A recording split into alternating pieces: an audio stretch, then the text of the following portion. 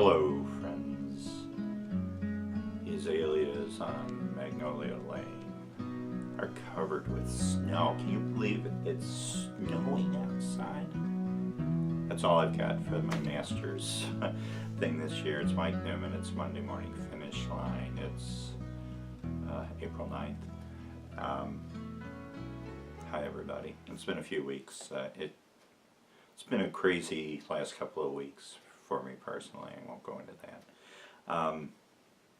It's snowing. Opening day at Wrigley, and it's snowing. Last week I was waiting for my daughter. She goes to UW-Milwaukee, and right along there's this nice little beach just north of the campus. I was walking around there. It was kind of cold or whatever.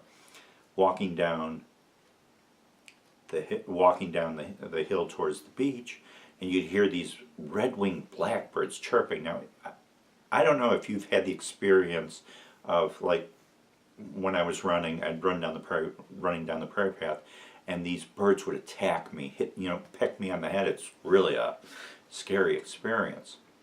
So here we go again. They're starting to fly around me. Now the thing was, up there in Milwaukee, there were still remnants of snow left over, and it was good packing snow. So I had my revenge. No. Now, I didn't get close. My aim is terrible. I need Arcadia's aim, or whatever, a former teammate of mine. I got close, so the birds kind of stayed away from me. But so we'll talk a little bit about Arcadia, and I haven't really looked at other meets or anything like that because there haven't been a lot of other meets. We went into Top Times a few weeks ago, and on that Saturday it was snowing near Bloomington. I mean, it was terrible. Teams were getting stuck returning back. We were hoping for a battle between Marasco and Michelin and Caitlin Hart in the 800 and the 1600. It never happened. There's still a great 800 where you have 3 runners under 2:12. That was pretty cool. So I think the one thing right now is coaches not panicking, athletes not panicking. One thing that we learned my senior year, we went through a similar situation where we ran like the first weekend. It was like first weekend of April, where it was like 35 degrees. It was cold, and we still ran this meet at Arlington. And then we had the next 3 meets canceled, so we were getting closer towards the end of April, and Mr. Newton kept working us out. Just be patient. You'll get your chance to race. And when the weather broke, the racing began. So I think we're going to get some good weather this weekend, which will be nice. Friday at least. Saturday, we'll see. Let's talk about Caitlin Hart in that 3200 at Arcadia. If you remember last year with some of the 3200s she was running, she was running 10:15, 10:14, and she would go out real hard and then settle into 77 laps and stayed 77, 78 laps. She is running smarter, and she's running with more confidence. I mean, she was clicking 76s, and I mean, it was just consistent. 76.2, 76.3, 76.2, 76.6 after going out in 72 and then 227. So yeah, it was like I think it was 72, 227. 3:43, 5 minutes, 6:16. Oh, I can't believe I remember these. 7:33, 8:49, and BAMO 10:02. She did that herself, and she looked good doing it. And Mariah Castillo of Saugus, California, beat her at NXN, got third at NXN, and was trying to close the gap. But when you put up a 14, 15-second lead like that, Hart right now has the will not to lose. She doesn't want to lose. So it would have been interesting to see her at top times in that 800. I don't know what her best race is. I mean, she's a national champion at the mile or 2 mile. 10:02 is the best in the nation right now. And the thing was brought up with Claudia Lane from Malibu, who didn't race there. She ran 10:24 the week before. Hey, Lane and Hart, that would be nice to see at Brooks or at Nationals. Hey, think about this too.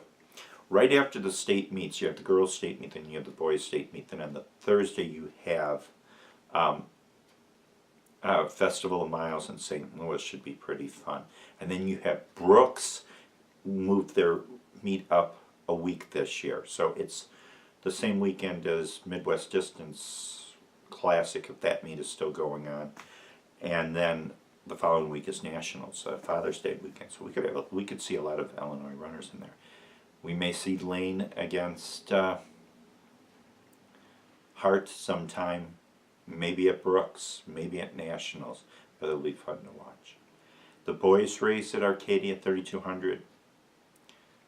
Yeah, I saw a few things, letdowns and everything else, but Danny Kilray runs 8:56.8.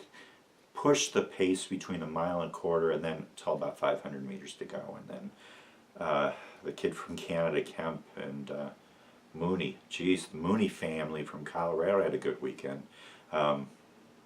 His sister won the mile, or was close. Got second the mile. It was really close between her and I can't remember the name.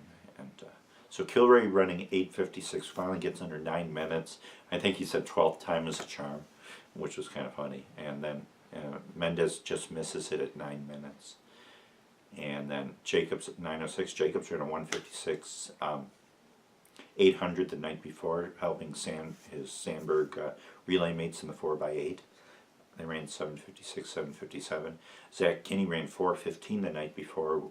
Nico ran 17:46 in that relay. And then coming back, so a 4:15 coming back in 9:09. Kinney's ready to go. You know, we had that 5K race where Kinney ran 14:47, Mendez 14:37, Kilray 14:36.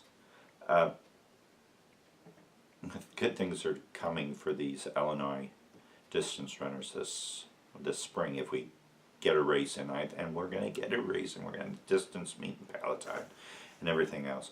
Wyatt McIntyre didn't get in that invitational section, but he still ran 9:11 in the seeded section, and he pushed the pace most of the race because nobody wanted to take the lead. There he is pushing the pace, and I think that may have taken a little bit of his kick out of him at the end, but he still missed his PR by 0.4 of a second.